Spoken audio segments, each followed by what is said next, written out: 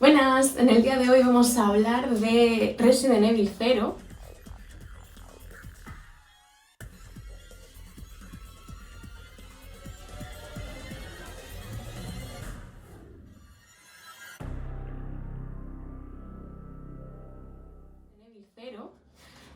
Resident Evil 0 es un videojuego que tiene más años que la polca, ¿vale? Y es un juego que me imagino que muchos de vosotros habréis jugado. Y os preguntaréis, ¿y por qué vas a analizarlo tú? ¿Por qué vas a hablar de este juego? Bueno, pues yo soy una persona que siempre le ha tenido mucho miedo a los juegos de miedo. No he tenido las consolas necesarias para tener estos juegos, así que aproveché un Humble Bundle en el que tenía todos los Resident Evil y le di caña. Así que he empezado por el 0 porque me parecía como más óptimo en base a su cronología numérica. Y dije, pues venga, vamos a empezar con el 0. Y la verdad es que ha sido una experiencia muy buena. Tengo muchas ganas de seguir jugando a los Resident Evil, pero más allá de hacer una reseña, un análisis de algo que ya conoceréis, lo que quiero hablar es de terminología de videojuego. Y sobre todo hablar desde el diseño de videojuego de Resident Evil. De Resident Evil quiero destacar positivamente su diseño de niveles y su backtracking y su travesía a lo largo de dentro de toda esta. Pero también hay que destacar aspectos negativos de este juego, que son en especial la experiencia de usuario basada en el control del personaje o de los personajes y su infernal inventario, haciendo que puede que esté muy chulo, puede que esté muy guay toda la travesía, todo el mapeado realizado, pero la experiencia todavía no sé si ha sido 100% satisfactoria o si ha sido un poco Vale, así que vamos a ir hablando de los aspectos más positivos del juego, ¿vale? Y es, en este caso, pues, cómo está tan bien construido, tan bien conectada la mansión principal en la que ocurre prácticamente todo Resident Evil 0, ¿vale? Empezamos el juego en un tren, ¿vale? Y este tren pues se nos hace a modo de tutorial una serie de encuentros, tenemos una serie de conexiones a lo largo de las cabinas del tren, a lo largo de los diferentes aspectos, y por ahí pues vamos haciendo, aprendiendo un poco cómo es el core jugable de este juego, ¿no? Que es avanzamos, nos encontramos enemigos, nos encontramos puertas cerradas, seguimos avanzando, desbloqueamos cosas, podemos abrir las puertas, avanzamos y así seguimos todo el rato con esa dinámica hasta que llegamos a un punto en el que nos encontramos con un boss. Y a partir de ese boss pasamos a una siguiente fase que se empieza a considerar ya como el siguiente nivel, ¿vale? Entonces ahí en ese tutorial del tren pues nos explican todos esos términos. Muy bien explicado, muy bien contextualizado, la verdad es que con ello se aprende y es bastante útil y súper interesante, ¿no? Entonces, pues por ahí chapó. Después del tren aparecemos ya en la mansión de Umbrella, un poco que es un edificio en el que pues se ha cogido como laboratorio en el que se empezaron a establecer pues todas estas investigaciones asociadas con el virus y todas estas cosas que acaban generando pues estos zombies y estas criaturas que en qué momento, ¿no? De hecho, ahora mismo hay mucha broma, mucho meme de cómo se construyen los Resident Evil, porque tienen pues eso, toda esa travesía, todo ese diseño de niveles y una cantidad curiosa de notas en las que te va explicando el lore, ¿no? Te va explicando lo que está pasando. Y es muy gracioso porque hay notas en las que te dicen: tras haber investigado con un perro una motosierra y nuestro querido virus, hemos descubierto que, vaya, se están poniendo agresivos. Entonces, pues, en vez de pararlo, en vez de matarlo, en vez de evitar las cosas, hemos seguido investigando. Y vaya, el día menos esperado ha desaparecido. ¿Qué nos encontraremos? O sea, la lógica en esos científicos sabrán todo lo que tú quieras, de química sabrán todo lo que tú quieras, de cosas a conectar, pero dos dedos de frente, de crear bestias, pues nos tocan las narices, ¿no?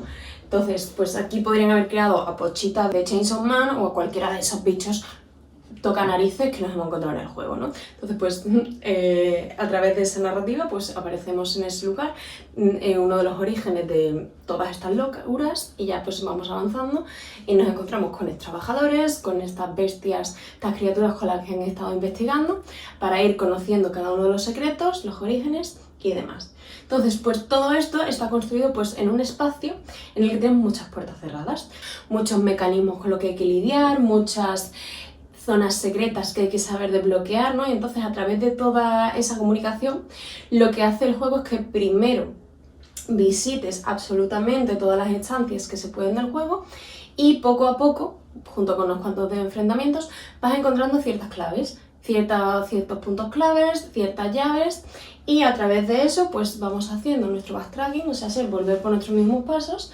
y poner en práctica esa terminología tan famosa que existe de diseño de niveles, que es te enseño primero la puerta y después obtienes la llave, ¿no? Para así trabajar con la memoria espacial del jugador y saber cómo está toda esa conexión. Entonces, desde ahí, pues, yo como persona de diseño, yo como persona que le encanta analizar el diseño de niveles de las cosas, pues yo estaba en mi salsa, yo estaba disfrutándolo lo máximo, diciendo, pues qué guapo esto, pues qué guapo lo otro, decir...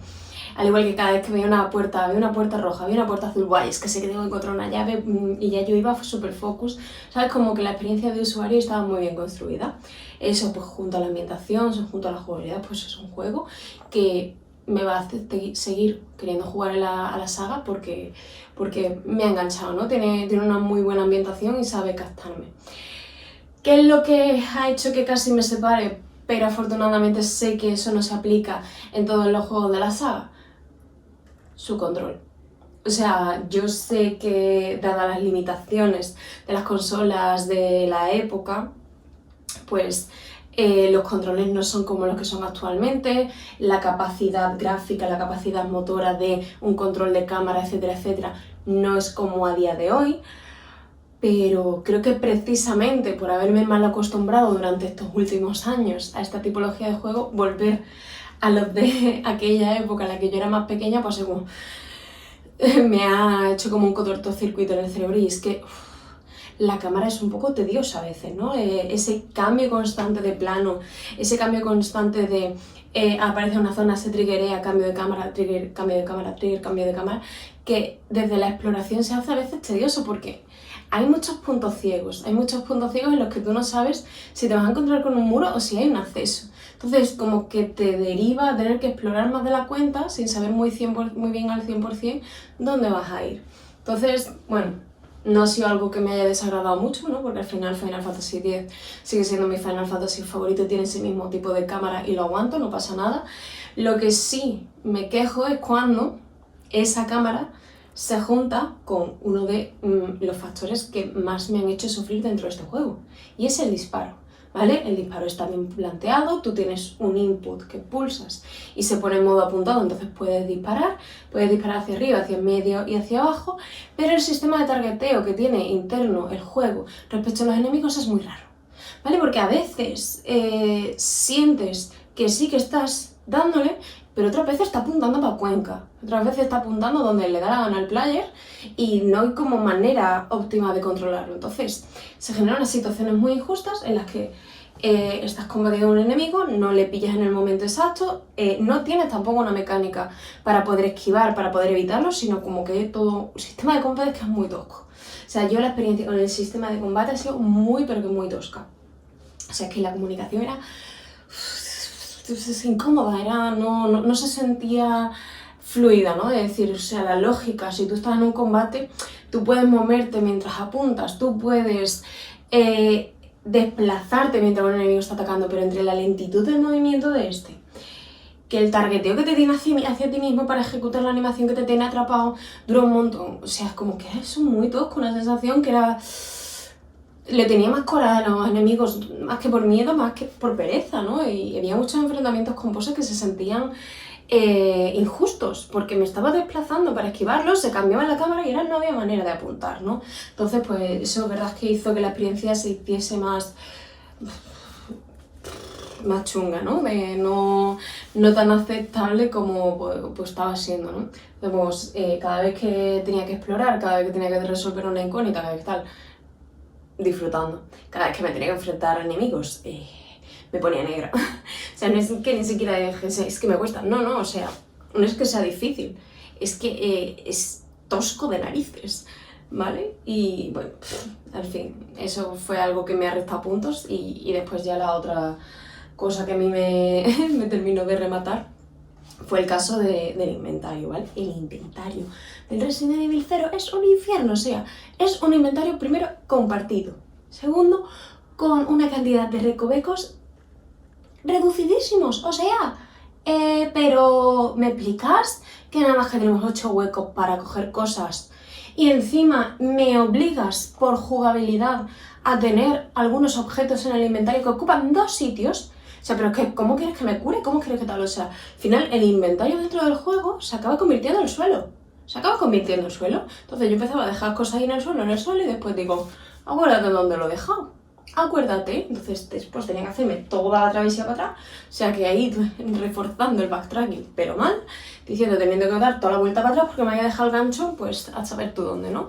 Y lo mismo con las armas, ¿no? De decir, oye, la escopeta es una maravilla, el lanzagranadas, ya ni hablemos, pero ¿dónde guardo las curas? ¿Dónde guardo las cosas de guardar? O sea, era como muy... En ese sentido, la verdad es que el inventario me las ha hecho pasar canutas.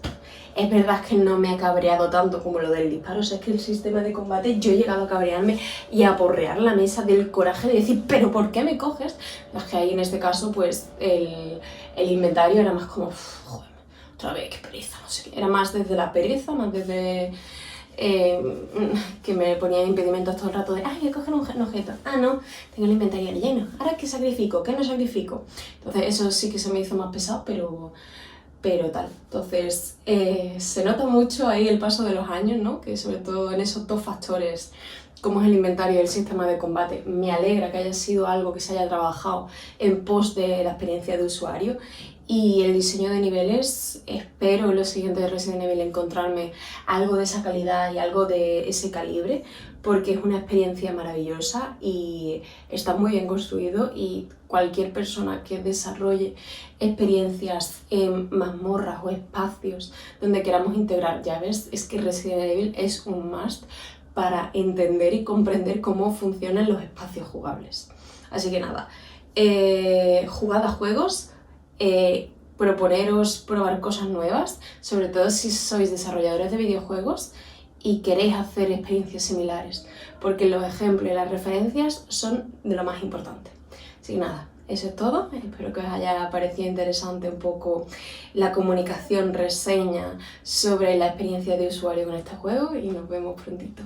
¡Chao!